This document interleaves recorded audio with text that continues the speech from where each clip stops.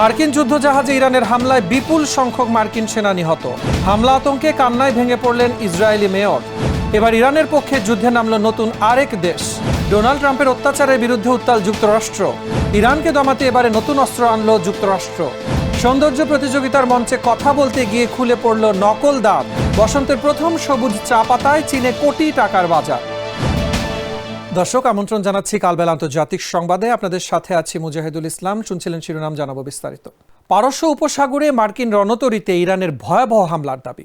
Operation true promise 4 এর আওতায় Dubai উপকূল ও আল শুয়ুখ বন্দরে যুক্তরাষ্ট্রের 6টি যুদ্ধজাহাজে হাইব্রিড অভিযান চালিয়েছে IRGC। তেহরানের দাবি, ক্রুজ মিসাইল ও আত্মঘাতী ড্রোনের নিখুঁত আঘাতে 3টি মার্কিন জাহাজ সাগরে ডুবে গেছে এবং প্রাণ হারিয়েছেন বিপুল সংখ্যক সেনা। গত 28 ফেব্রুয়ারি ইরানের শীর্ষ নেতাদের হত্যাকাণ্ডের প্রতিশোধ হিসেবে এই বিধ্বংসী হামলা চালানো হয়েছে বলে জানানো হয়। বিস্তারিত থাকছে রিপোর্টে। পারস্য উপসাগরে মোতায়েন করা যুক্তরাষ্ট্রের 6টি ট্যাকটিক্যাল যুদ্ধজাহাজে বড় ধরনের হামলায় বিপুল সংখ্যক মার্কিন সেনা নিহত হয়েছে। অপারেশন ট্রু প্রমিস 4 এর অংশ হিসেবে দুবাই উপকূল ও আল শুয়ুখ বন্দরে এই হাইব্রিড অভিযান পরিচালনা করা হয়। IRGCর দাবি, এই অভিযানে কদর 380 ক্রুজ মিসাইল এবং আত্মঘাতী ড্রোন ব্যবহার করে মার্কিন অবস্থানগুলো নিখুঁতভাবে গড়িয়ে দেওয়া হয়েছে। প্রতিবেদনে বলা হয়েছে, ইরানের এই সুনির্দিষ্ট আঘাতে 3টি মার্কিন যুদ্ধজাহাজ সাগরে ডুবে গেছে এবং বাকি 3টিতে ভয়াবহ আগুন জ্বলছে। এছাড়া দুবাইয়ে মার্কিন ড্রোন ইউনিটের আবাসন ও একটি হোটেলে কামিকাজে ড্রোন দিয়ে হামলা চালানো হয়। IRGCর দাবি অনুযায়ী এই অভিযানে বিপুল সংখ্যক মার্কিন সেনা নিহত হয়েছে এবং তাদের সামরিক সরঞ্জাম ধ্বংস হয়েছে। গত 28 ফেব্রুয়ারি ইরানের সর্বোচ্চ নেতা আয়াতুল্লাহ আলী খামেনি সহ শীর্ষ নেতাদের হত্যাকাণ্ডের প্রতিশোধ হিসেবে এই হামলা চালানো হয়েছে বলে বিবৃতিতে জানানো হয়। ইরান ও হিজবুল্লাহ লাগাতার রকেট হামলা। এবারে খোদ ইসরায়েলের অভ্যন্তরেই চরম হাহাকার। সুরক্ষা ব্যবস্থার অভাব আর বাসিন্দাদের নিরাপত্তাহীনতায় প্রধানমন্ত্রী নেতানিয়াহুর ওপরে ক্ষোভ উগরে দিয়ে কান্নায় ভেঙে পড়েছেন কিরিয়াত শামোনা শহরের মেয়র। হাজার হাজার অরক্ষিত ঘরবাড়ি আর জনশূন্য হতে যাওয়া শহরগুলো নিয়ে ইসরায়েলি প্রশাসনের ব্যর্থতা এখন প্রকট। বিস্তারিত থাকছে রিপোর্টে।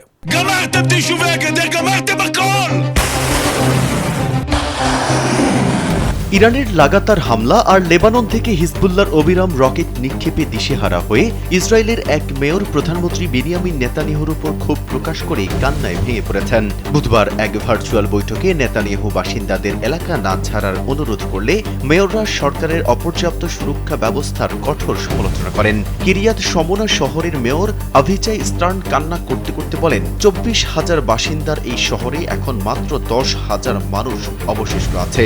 পরিস্থিতি এমন থাকলে 1 মাসের মধ্যে শহরটি জনশূন্য হয়ে পড়বে বলে তিনি আশঙ্কা প্রকাশ করেন। তিনি জরুরি ভিত্তিতে 4,700টি অরক্ষিত ঘর বাড়ি থেকে মানুষ সরিয়ে নেওয়ার দাবি জানান। অন্যদিকে মার্গালিউড ম্যাশোভের মেয়র ইতান দাভিদি অভিযোগ করেন, রাষ্ট্র নাগরিকদের নিরাপত্তা নিশ্চিত করতে ব্যর্থ হয়ে তাদের ভাগ্য লেবাননের হাতে ছেড়ে দিয়েছে। মেয়রদের মতে 2018 সালের নর্দার্ন শিল্ড প্রকল্প বাস্তবায়ন না হওয়া এবং বাজেটে কাটছাঁট করায় হাজার হাজার বাড়ি এখন রকেট হামলার মুখে সম্পূর্ণ অরক্ষিত। গত 28 ফেব্রুয়ারি ইরান ইসরায়েল যুদ্ধ শুরুর পর থেকে হিজবুল্লাহর ক্লাস্টার বোমা ও রকেট হামলায় উত্তর ইসরায়েলের জনজীবন এখন এক ভয়াবহ মানবিক ও নিরাপত্তা সংকটের মুখে পড়েছে। মধ্যপ্রাচ্যের রণক্ষেত্রে এবারে নতুন ফ্রন্ট। ইরানের পক্ষে সরাসরি যুদ্ধে নামল ইয়েমেন। শনিবার ভোরে ইসরায়েল অভিমুখে ইয়েমেন থেকে শক্তিশালী ক্ষেপণাস্ত্র নিক্ষেপের খবর নিশ্চিত করেছে IDF। ইরান ইসরায়েল সংঘাত 2য় মাসে গড়ানোর পর হুথি বিদ্রোহীদের এই সরাসরি অংশগ্রহণ যুদ্ধের সমীকরণকে আরও জটিল করে তুলেছে। তেহরানের লাগাতার হামলার পর এবারে ইয়েমেনি ক্ষেপণাস্ত্রের মোকাবেলায় হিমশিম খাচ্ছে তেল আবিবের আকাশ প্রতিরক্ষা ব্যবস্থা। বিস্তারিত থাকছে রিপোর্টে।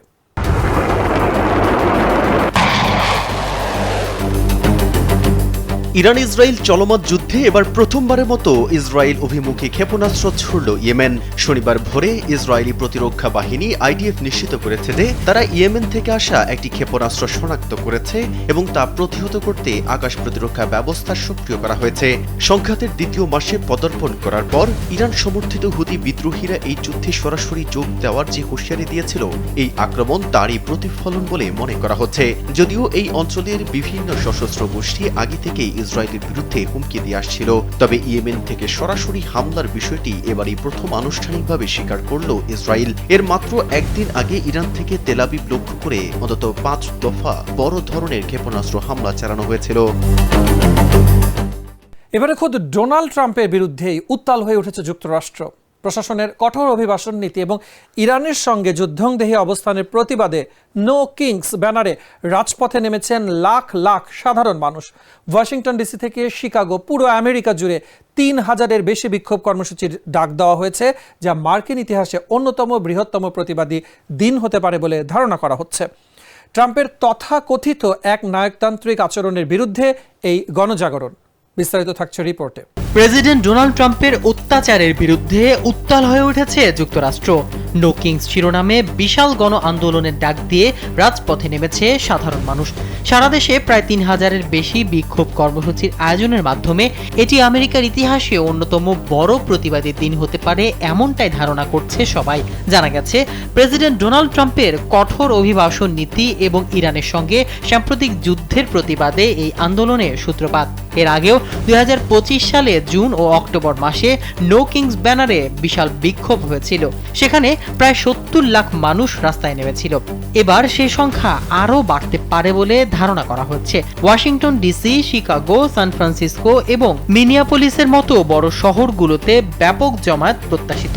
এমনকি মাত্র 7.5 লাখ মানুষের ছোট্ট অঙ্গরাজ্য ভারমন্টেও 40টির বেশি কর্মসূচি পরিকল্পিত হয়েছে। আয়োজকরা মনে করছেন, প্রশাসনের একনায়কতান্ত্রিক আচরণের বিরুদ্ধে সাধারণ মানুষের এই স্বতঃস্ফূর্ত অংশগ্রহণ মার্কিন রাজনীতিতে নতুন ইতিহাস গড়বে। এবারে ইরানকে দমাতে সমুদ্রের লড়াইয়ে চালকবিহীন ড্রোন স্পিডবোট নামালো যুক্তরাষ্ট্র। অপারেশন এপিক ফিউরির অংশ হিসেবে পারস্য উপসাগরে প্রথমবারের মতো এই অত্যাধুনিক আনম্যান্ড সারফেস ভেসেল মোতায়েনের কথা নিশ্চিত করেছে পেন্টাগন। ইউক্রেন যুদ্ধে সফলতার পর এবার ইরানের নৌ প্রতিরক্ষা ভাঙতে এই আত্মঘাতী ড্রোন বোটগুলোকেই তুরুপের তাস হিসেবে দেখছে ওয়াশিংটন। গভীর সমুদ্রে নজরদারির পাশাপাশি নিখুঁত নিশানায় আঘাত হানতে সক্ষম এই নতুন রণকৌশল। বিস্তারিত থাকছে রিপোর্টে। ইরানকে দমাতে এবার প্রথমবারের মতো চালকবিহীন ড্রোন স্পিডবোট বা আনম্যান্ড সারফেস ভেসেল মোতায়েন করেছে যুক্তরাষ্ট্র। শুক্রবার মার্কিন প্রতিরক্ষা দপ্তর এবং বার্তা সংস্থা রয়টার্সের বরাতে এই তথ্য নিশ্চিত করা হয়েছে।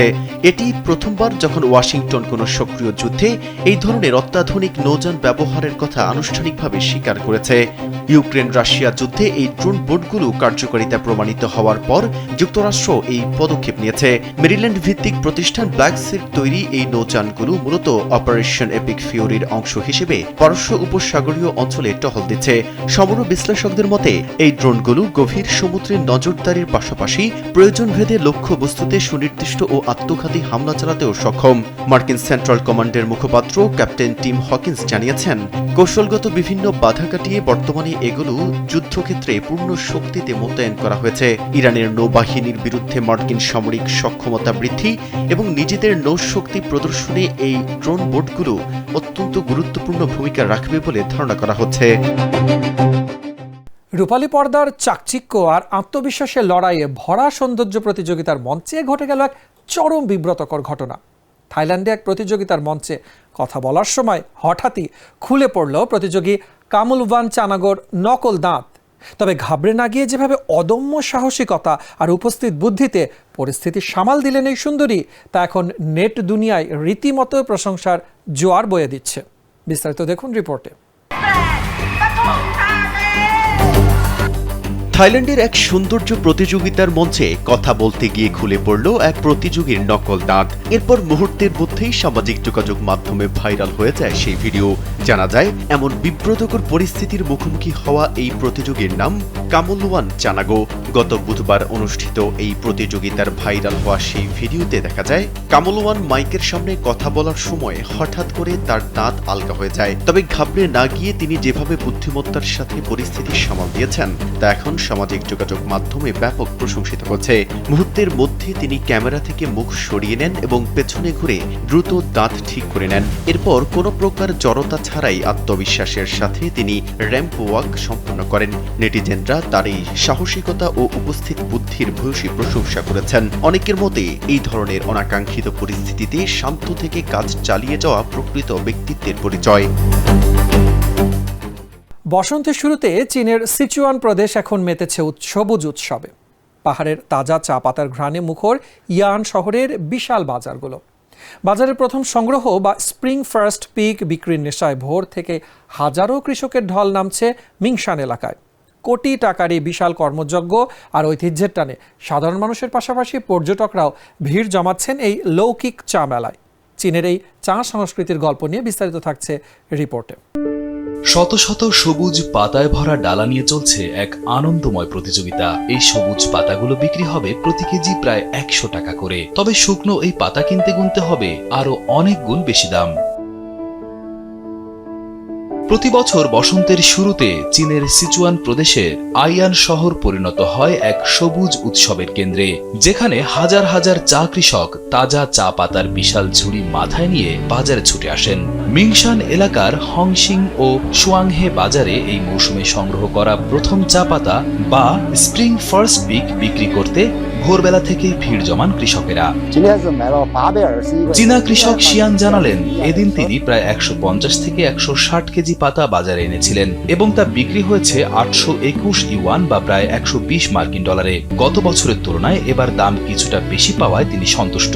চা ব্যবসায়ী চেন বলেন, মিংশান এলাকার বাজারের চা পাতার গুণগত মান অন্য এলাকার তুলনায় স্পষ্টতই অনেক ভালো, তাই তিনি এখান থেকেই কাঁচামাল সংগ্রহ করেন। শুধু কৃষক আর ব্যবসায়ীরাই নন, এই বাজারের খবর এখন সোশ্যাল মিডিয়ায় ছড়িয়ে পড়েছে। দর্শনার্থী জিয়ান জানান, অনলাইনে ভিডিও দেখেই তিনি এখানে আসার সিদ্ধান্ত নিয়েছিলেন এবং সামনাসামনি দেখে রীতিমতো অবাক হয়ে গেছেন। এত বড় জায়গা জুড়ে এত মানুষ আর সবুজ পাতার ঢল সত্যি এক অসাধারণ দৃশ্য। প্রতিটি কাপ চায়ের পেছনে যে পরিশ্রম, যত্ন আর ঐতিহ্য লুকিয়ে আছে, ইয়াআনের বাজার এটাই যেন চোখের সামনে তুলে ধরে। চীনের এই বসন্তি চা উৎসব শুধু একটি বাজার নয়, এটি একটি সংস্কৃতি, প্রজন্মের পর প্রজন্ম ধরে চলে আসা এক সবুজ উত্তরাধিকার। রিয়াদ হোসেন, কালবেলা। দর্শক, এই ছিল আজকের আন্তর্জাতিক সংবাদে। ধন্যবাদ এতক্ষণ সাথে থাকার জন্য।